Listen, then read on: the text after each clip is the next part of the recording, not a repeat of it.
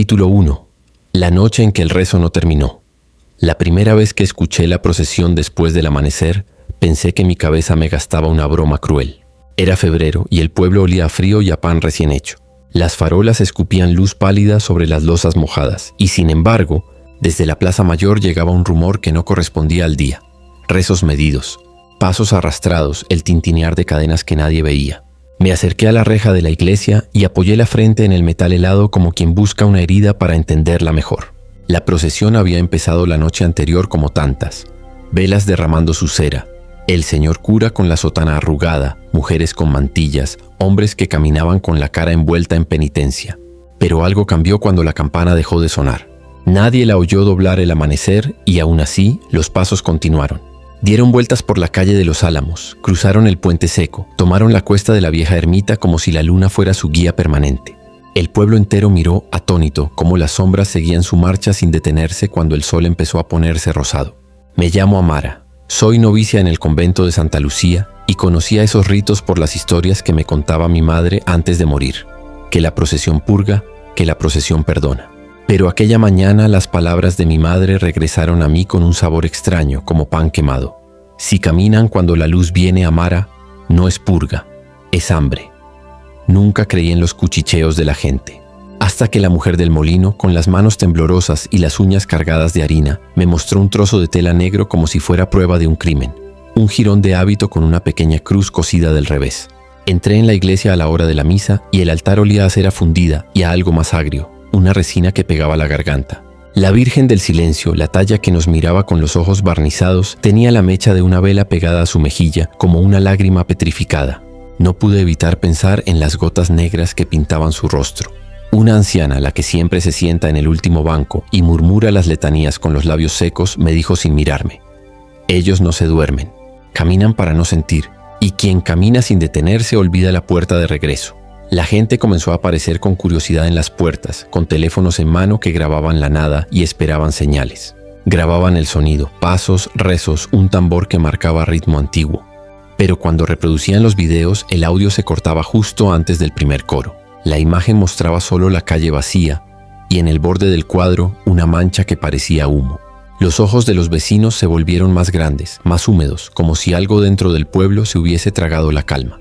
Decidí seguirlos esa noche. No por valentía heroica, sino porque mi madre había sido una de las asistentes durante aquella procesión y su recuerdo me apretaba el pecho con manos frías. Me vestí con la capa que cubre a las novicias y salí. El convento quedó detrás como un respiro. Caminé hacia donde el rumor se hacía fuerte y por un instante creí ver una fila interminable de figuras envueltas en faldas y capuchones, los rostros ocultos bajo un silencio que no era natural, la costura de las bocas, la piel opaca, los ojos cerrados. Una voz muy baja, ni una voz, más bien un raspado de garganta que fue oración y amenaza a la vez, recitó una letanía y, al pronunciar la última palabra, supe que el rezo no había terminado porque nadie lo había concluido nunca.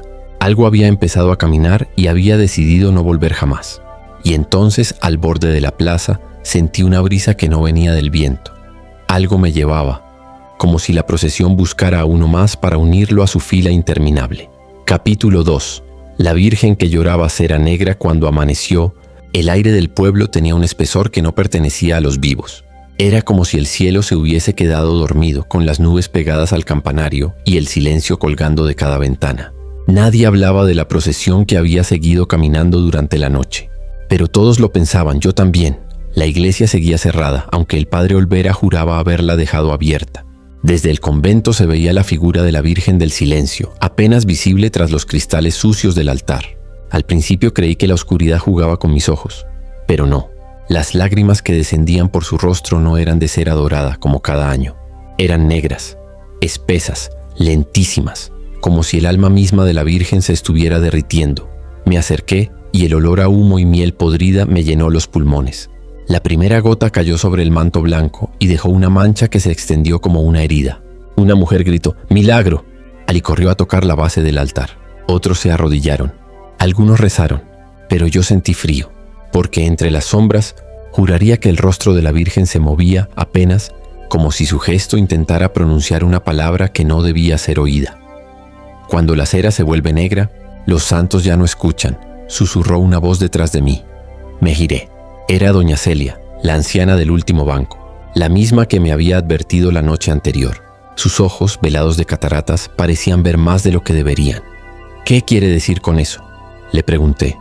Que la Virgen no llora por nosotros, llora desde nosotros. Su dolor se filtra cuando el rezo no termina, y alguien tiene que pagar el precio. No tuve tiempo de responderle. Un crujido profundo sacudió la madera del altar y el cirio central se apagó sin viento.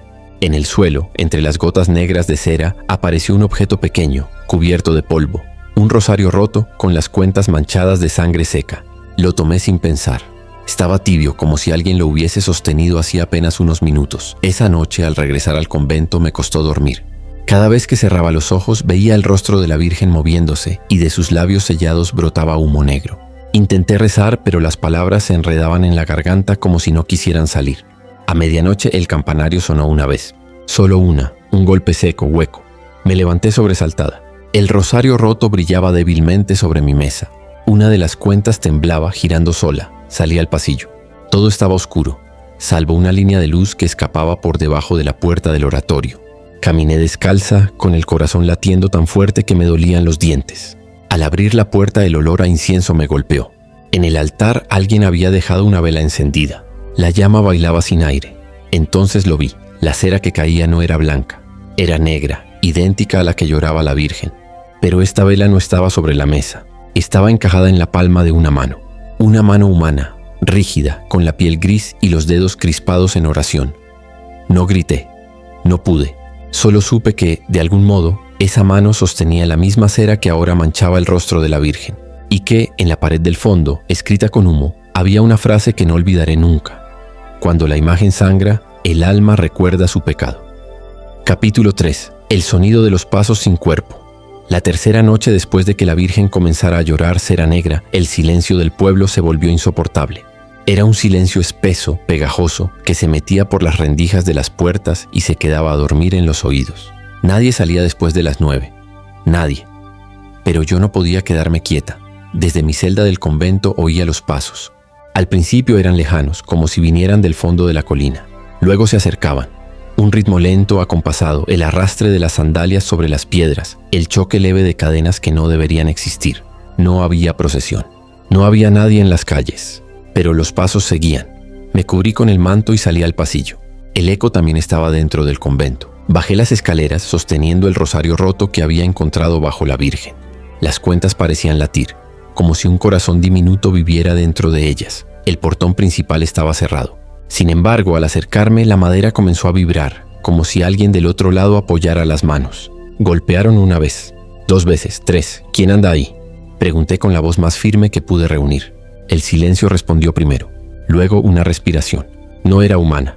Era demasiado lenta, demasiado profunda, como el suspiro de algo antiguo. Me arrodillé y miré por la rendija inferior de la puerta. Y los vi. Sombras, decenas, tal vez cientos. Avanzando sin cuerpo, solo los pies desnudos, marcando huellas húmedas sobre las piedras. Eran huellas que brillaban con un tono oscuro, casi rojo. Los pasos pasaban frente al convento y seguían hacia la plaza, donde la iglesia dormía bajo la luna. No sé qué fuerza me hizo abrir la puerta. El aire afuera estaba helado, pero olía a incienso recién quemado. Las campanas del reloj del ayuntamiento marcaron la medianoche. Exactamente a esa hora los pasos se detuvieron. La calle quedó vacía. Caminé hasta la plaza. Y allí estaban las huellas. Perfectas. Ordenadas. Como si los penitentes invisibles hubieran pasado apenas un segundo antes. Seguí el rastro hasta las escaleras de la iglesia. Las huellas se detenían justo ante el portón. Pero lo que me heló la sangre fue ver que entre cada par de pisadas quedaba una gota. No de sangre, sino de cera negra. La puerta de la iglesia se abrió sola, sin viento, sin manos. El interior estaba a oscuras, salvo por una sola vela encendida frente al altar. La Virgen del Silencio seguía allí, inmóvil, pero ahora tenía la cabeza levemente inclinada hacia la derecha. Y frente a ella, en el suelo, un círculo de cera derretida formaba una figura. El contorno de un cuerpo arrodillado, pero vacío, sin carne, sin rostro. Me temblaban las rodillas. Entonces oí el rezo. No venía de ninguna parte concreta. Parecía vibrar dentro de mis huesos. Una oración sin palabras. Solo sonidos guturales, repetitivos, como si 1000 gargantas invisibles intentaran recordar cómo hablar. Madre Santa, susurré, y la Virgen giró la cabeza. Muy despacio, La madera crujió. De sus labios sellados cayó una última gota de cera que se detuvo en el aire suspendida y luego descendió hasta mis pies. Cuando tocó el suelo, los pasos regresaron. Pero esta vez no venían de afuera. Venían desde dentro de la iglesia. El sonido subía por las paredes, por el coro, por las columnas. Era como si todo el templo estuviera caminando. Retrocedí y al dar un paso sentí algo bajo mi sandalia. Una huella fresca, caliente. Y entonces entendí que los pasos que escuchaba no eran los de los penitentes. Eran los míos. Capítulo 4. El sacerdote que se confesó con un muerto. Desde aquella noche la iglesia nunca volvió a estar vacía. El padre Olvera decía misa cada mañana con los ojos hundidos, las manos temblorosas y una voz que parecía salir de un pozo. Las monjas del convento comentaban que lo habían oído hablar solo, encerrado en el confesionario durante horas. Yo no lo creí, hasta que lo escuché con mis propios oídos. Fue una tarde sin viento, con el cielo gris como una lápida. Entré a la iglesia para rezar, o fingir que aún sabía cómo hacerlo, y el sonido me detuvo. Venía del rincón más oscuro, donde se alzaba el viejo confesionario de madera carcomida. Una voz grave masculina pronunciaba un Ave María quebrado, y otra voz baja áspera respondía desde el otro lado del biombo. Me acerqué conteniendo la respiración. La segunda voz tenía un tono imposible de olvidar. Un murmullo húmedo como si el aire atravesara una garganta que no debía hablar. «Padre, ¿me escucha?», decía. «Siempre te escucho, hija. Dime tus pecados. He caminado demasiado. Mis pies ya no sangran, pero sigo oyendo el tambor». «¿Qué tambor?». «El que marca el paso de los que no descansan». El padre Olvera no respondió de inmediato. Su silueta tembló detrás del enrejado. Yo di un paso más, hasta quedar tan cerca que pude oír el roce de las manos contra la madera. «¿Quién eres?», preguntó el sacerdote con voz ronca. La respuesta fue un suspiro que hizo temblar las velas. «Soy la que dejaste atrás, padre, la que te juró silencio, antes de morir». Las palabras me atravesaron el pecho. Una sombra se movió dentro del confesionario. Olvera abrió la puerta bruscamente, como quien intenta escapar de un sueño. Estaba pálido, cubierto de sudor. «¿Amara?», dijo, sorprendido al verme. «La escuché, padre. Había una mujer con usted». Él negó con fuerza, pero sus ojos lo traicionaban.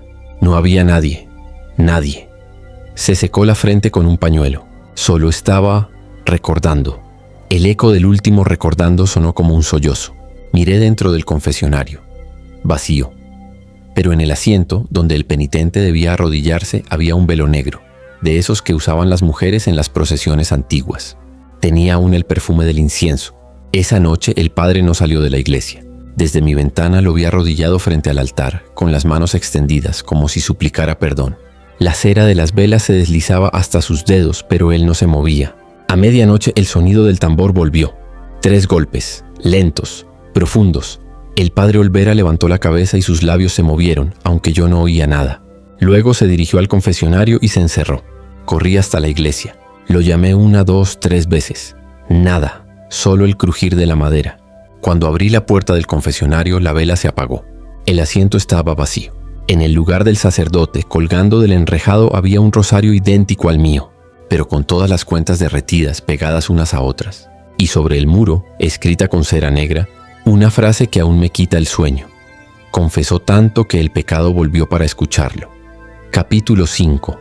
Los penitentes del espejo. Desde la desaparición del padre Olvera, las paredes del convento comenzaron a comportarse como si tuvieran memoria. A veces, en mitad del rezo, una imagen se formaba en los cristales empañados del claustro. Túnicas blancas, cruces de madera, pasos lentos. Era como si la procesión hubiera encontrado otra manera de entrar. La primera vez que los vi reflejados fue al amanecer. El sol apenas se filtraba entre las cortinas y yo me acercaba al espejo que colgaba sobre mi lavabo para lavarme la cara. El agua todavía no había tocado mi piel cuando los vi detrás de mí. Una fila interminable de figuras encapuchadas moviéndose en silencio, sus velas apagadas. Ninguna tenía rostro. Me giré. Nada. Solo el aire quieto, el sonido del convento despertando. Volví al espejo. Los penitentes seguían allí. Pero ahora uno de ellos había levantado la cabeza. Y lo que vi bajo el capuchón me paralizó. El rostro de mi madre. Los ojos cerrados. Los labios cosidos con hilo negro. La piel cubierta de una fina capa de cera. El espejo se agrietó de golpe, como si una mano invisible lo hubiera golpeado desde adentro. El sonido fue tan seco que las otras monjas corrieron a ver qué pasaba. Cuando entraron ya no había grietas, ni penitentes, ni madre. Solo mi reflejo, con una sombra detrás del hombro que nadie más veía. A partir de ese día, todos los espejos del convento fueron cubiertos con paños blancos. Pero el mal no se detuvo. Las superficies metálicas, el agua de las jarras, incluso los ojos de las estatuas parecían reflejar algo que no pertenecía a este mundo. Una noche, mientras rezaba en mi celda, oí un murmullo que no venía de mis labios. La voz surgía del espejo cubierto. Se escuchaban letanías pronunciadas con dificultad, como si cada palabra doliera. Me acerqué temblando. El paño empezó a moverse, hinchándose hacia afuera con cada sílaba. «Amara», susurró. Era su voz, la de mi madre. «Madre, ¿dónde estás?» «Dentro». El paño cayó, y el espejo mostró una calle empedrada, envuelta en niebla. Al fondo, la procesión avanzaba lentamente, encabezada por un penitente que cargaba una cruz rota. Entre la multitud distinguí otra vez a mi madre, pero ahora tenía los ojos abiertos, y en ellos había fuego. Grité su nombre. El cristal tembló, y del otro lado los penitentes comenzaron a golpear el vidrio como si quisieran romperlo para pasar. Cada golpe dejaba una marca oscura, una huella de cera derretida. Retrocedí, pero el espejo ya no era un objeto, era una puerta. Y cuando la procesión dio su último paso, la superficie estalló. Pedazos de vidrio volaron por toda la celda. Ninguno me tocó. En el suelo, entre los fragmentos, había una sola imagen intacta. El reflejo de mi madre, mirándome desde dentro del trozo más grande, con la boca finalmente abierta. De sus labios no salió voz, solo una última oración escrita con el vaho del cristal. «Camina conmigo, hija, antes de que olvides cómo regresar». Capítulo 6. La campana que doblaba a medianoche esa noche, el aire del convento pesaba como un pecado no confesado. Nadie hablaba del espejo roto, pero todas lo habían oído. Las hermanas caminaban con los ojos bajos, evitando pronunciar mi nombre, como si decirlo pudiera convocar algo. Yo no dormía, no podía. El sonido de los pasos invisibles había regresado, pero ahora se mezclaba con otro ruido. Uno más antiguo, más solemne, una campana. No debería sonar. La campana mayor de la torre llevaba décadas sellada, después de que un rayo la rajara durante la Semana Santa del 89, pero a medianoche exacta comenzó a doblar. 1, 2, 3 veces. Lenta, profunda, como si cada golpe saliera del pecho de un gigante. Me levanté, con el corazón latiendo como si quisiera huir del cuerpo, y subí las escaleras hacia el campanario. El pasillo olía a hierro y polvo viejo, y las sombras parecían moverse a mi alrededor, respirando. Cuando llegué arriba, la luna entraba a través de los arcos rotos. La cuerda de la campana colgaba quieta, pero el bronce seguía vibrando sin que nadie la tocara. Entonces la vi. Una figura encapuchada, de pie junto a la campana. No tenía rostro, solo una piel pálida y lisa como cera fundida. En lugar de ojos, 2 huecos oscuros, y de ellos caían hilos de ceniza. Sostenía un mazo, y cada vez que lo levantaba, el sonido del bronce hacía que el aire se rompiera. «¿Quién eres?», pregunté sin reconocer mi propia voz. La figura giró lentamente. El mazo cayó y un hilo de voz frágil como humo me respondió. «Soy el que llama a los que no debieron despertar». Retrocedí. Mis pies tropezaron con una cuerda rota. La figura se acercó, arrastrando los pies, dejando un rastro oscuro sobre las piedras. «Cada toque despierta un alma, y tú, hija del rezo inacabado, las estás llamando una a una». Entonces comprendí. Cada medianoche, con cada campanada, uno de los penitentes malditos regresaba del silencio. El sonido no era un aviso, era una invitación. La figura levantó el mazo una vez más y pude ver su brazo. Era delgado, huesudo, pero bajo la piel translúcida algo se movía, como si dentro de aquel cuerpo vivieran muchos. «¿Por qué yo?», susurré. «Porque tu sangre lleva su nombre». La campana sonó otra vez, tan fuerte que mis rodillas se doblaron. En ese instante, el aire del campanario se llenó de murmullos. Miles de voces, solapadas, rezando el mismo Padre Nuestro con acentos de distintas épocas. Algunas lloraban, otras gritaban entre sílabas que ya no eran humanas. La figura me tomó del brazo. Su tacto era helado, y cuando intenté soltarme, una marca quedó en mi piel, una cruz formada por cera derretida. «El siguiente toque será el tuyo», dijo. Entonces la campana se quebró. El sonido fue tan agudo que las palomas salieron en vuelo y las ventanas estallaron. La figura desapareció en una lluvia de polvo, caía al suelo. El silencio volvió. Solo el eco de la última campanada siguió resonando en mi pecho, como si me hubieran dejado algo dentro. Bajé tambaleándome las escaleras. En el umbral del convento, una de las hermanas me esperaba con una vela encendida. «Amara», dijo mirándome con horror, «¿por qué tienes los ojos llenos de ceniza?». No supe qué responder. Solo sentí que en alguna parte del pueblo una nueva alma había despertado. y que la próxima campanada no vendría del bronce, sino de mi propio corazón. Capítulo 7. El rostro que se formaba en la cera esa madrugada, la vela del oratorio no se apagó.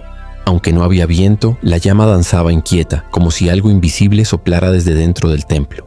El silencio pesaba tanto que podía escuchar mi respiración entrecortada, mezclada con un rumor que venía de los muros, un murmullo apenas humano, como si las piedras recordaran oraciones olvidadas. Desde aquella noche en la torre no había vuelto a ser la misma.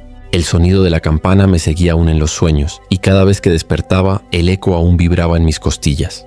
Pero esa mañana algo cambió. La cera de las velas del altar no caía al suelo, se acumulaba. Gota tras gota comenzó a formar una masa densa, pálida, que respiraba. Me acerqué, sin saber si rezar o correr. La cera se movía como carne viva, y poco a poco tomó forma de un rostro. Era un rostro sin ojos, sin boca, pero innegablemente humano. Sus rasgos parecían deformarse a cada segundo, intentando recordar quién había sido. «¿Quién eres?», susurré. Una grieta se abrió en el centro de aquella masa y una voz surgió desde dentro, apagada, húmeda, como si hablara desde bajo tierra. Soy el eco del toque que aún no ha sonado. Retrocedí un paso, pero la cera siguió creciendo, extendiéndose por el altar, bajando por el mármol como un río caliente. El rostro se duplicó, se triplicó. Cientos de caras nacían de la misma raíz, todas moviendo los labios en silencio, como si rezaran el mismo nombre, Amara. Entonces lo entendí. Estaban hechos de la misma cera que marcaba mi piel, aquella cruz que aún ardía en mi brazo. Eran los que habían sido llamados por la campana, y estaban esperando su cuerpo.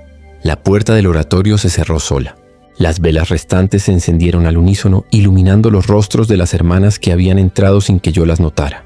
Sus miradas eran vacías, sus labios se movían, pero sus voces no eran suyas. La cera purifica, el fuego redime, decían todas al mismo tiempo como un coro nacido del infierno. Una de ellas, la hermana Lucía, extendió la mano hacia mí.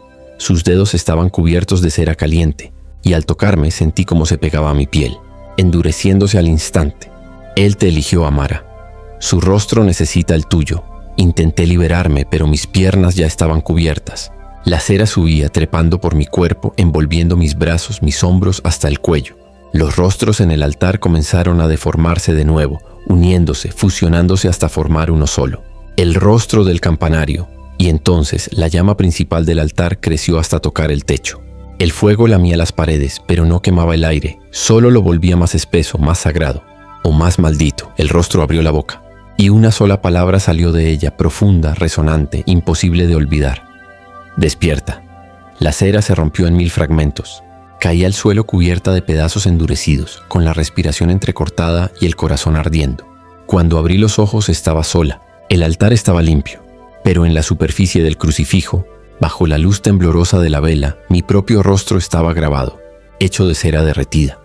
Desde entonces, cada vez que enciendo una vela, veo cómo la llama parpadea como si recordara algo, y en el reflejo de la cera líquida, siempre hay un rostro que me devuelve la mirada, uno que sonríe antes de que yo lo haga. Capítulo 8. El cántico de los que no tenían lengua. Esa noche el aire olía a hierro y a incienso rancio. Desde mi celda escuché el sonido del viento colándose por los vitrales rotos, pero entre sus silbidos se escondía otra melodía, un cántico bajo, gutural, casi imposible de identificar. No provenía de ninguna garganta humana. Intenté rezar, pero cada palabra se me pegaba en la lengua, pesada, como si una fuerza invisible las negara. Entonces lo comprendí. El cántico no buscaba ser escuchado sino respondido.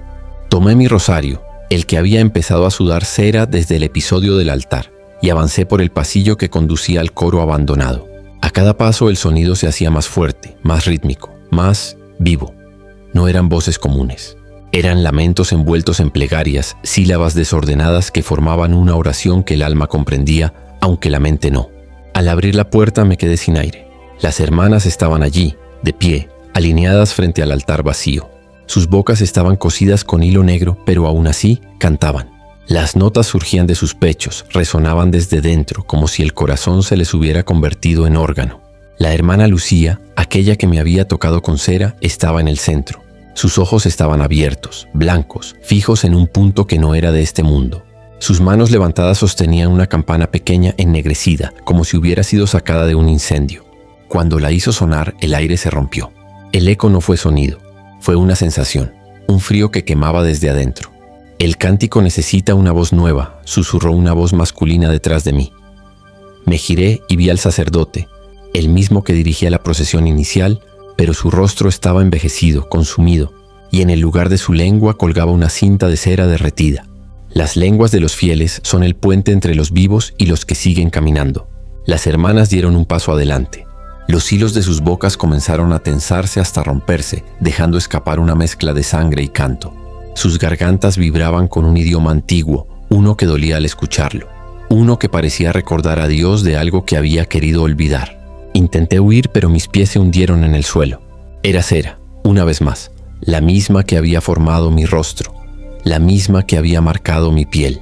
Lucía se acercó lentamente, la campana en alto. «Amara, si hablas, él escuchará». El sacerdote extendió su mano hacia mí y con un cuchillo bendito comenzó a trazar una línea sobre mi garganta. La sangre cayó en el cáliz de cera y al tocarlo se convirtió en sonido. Y entonces lo oí, mi propia voz cantando entre las suyas. No movía los labios, pero el cántico brotaba de mí, dulce y terrible, repitiendo una letanía que me heló el alma. La procesión no termina, la carne no calla, la fe no muere. Las paredes temblaron, las velas estallaron en llamas azules. El suelo se abrió bajo los pies de las hermanas, tragándolas una a una, sin gritos, sin ruido, solo con aquel canto interminable que aún resonaba en mis huesos. Cuando todo cayó, el silencio volvió. Solo yo permanecía de pie frente al altar, con la garganta intacta, pero con un sabor metálico en la lengua. Y al mirar mi reflejo en el cáliz comprendí lo peor. No tenía boca, solo un hueco liso, cubierto de cera, que palpitaba al ritmo de una canción. Capítulo 11. La campana que aprendió a hablar. No recuerdo cuándo dejé de respirar. Quizás fue en el momento en que el espejo me tragó, o tal vez cuando comprendí que mi cuerpo ya no me pertenecía. Solo sé que desde entonces la campana dentro de mí late, como si tuviera corazón propio. Cada sonido que emite no nace del metal, sino de mi pecho. Su eco se expande por los corredores del reflejo, y cada vibración hace que las sombras del espejo se agiten como si respondieran a un llamado. Caminaba sola por ese mundo líquido. Todo estaba cubierto de una luz enfermiza, una claridad que no iluminaba nada, solo revelaba lo que debía permanecer oculto. A mi alrededor, los rostros de las antiguas hermanas flotaban entre los cristales, repitiendo frases que no recordaban haber dicho. ¿A quién llamas cuando tocas, Amara? ¿A Dios? ¿O al que escucha en su lugar? Cada palabra rebotaba dentro del espejo hasta que se convertía en un rugido. Y entonces la campana habló. No fue un sonido, sino una voz dentro de mi mente, grave, llena de ecos y distorsión. He sido tocada por siglos sin entender por qué. He despertado a los muertos, he silenciado a los santos. Pero tú, Amara, tú me has hecho sentir viva. Caí de rodillas, con las manos temblorosas sobre el suelo líquido. El reflejo que tenía delante ya no era el mío. Era el de un sacerdote cubierto por un manto de fuego, con los ojos sellados y la lengua convertida en una cuerda de campanas pequeñas. Cada fe necesita una voz que la repita eternamente, murmuró la figura. ¿Qué eres? Pregunté sin boca, solo con el pensamiento. Soy el sonido antes del verbo. Soy lo que Dios intentó callar. La campana dentro de mi pecho comenzó a sonar por sí sola. Las paredes del espejo se resquebrajaron y de cada grieta brotó un humo espeso que olía a incienso y carne ardida. De ese humo salieron figuras, monjes, mártires, fieles, todos caminando en círculo alrededor de mí, moviendo sus labios sellados. Sus cuerpos se encendieron en fuego azul y de sus cenizas se alzaron nuevas campanas, flotando en el aire como ojos vigilantes. Cada una repetía mi nombre. Amara, Amara, Amara, hasta que ya no era un nombre sino un conjuro. «Toca», ordenó la voz del sacerdote. «No quiero». «Entonces calla y deja que hable la fe». La campana rugió con un sonido que rompió todo. Los cristales estallaron, los reflejos se disolvieron y por un instante creí morir otra vez. Pero no hubo oscuridad, solo luz, una luz hecha de miles de ecos repitiéndose a sí mismos. Y cuando abrí los ojos estaba en el convento. Todo parecía igual, pero el silencio era antinatural. Las velas no tenían llama y los crucifijos goteaban algo que no era sangre ni cera, sino sonido líquido, vibrando como si el aire respirara.